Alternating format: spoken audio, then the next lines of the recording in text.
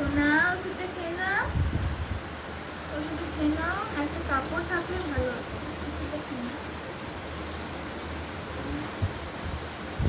সোনার জ্বর এসেছে ইঞ্জেকশন নিয়ে, আর এখন ওষুধটাও খাচ্ছে না।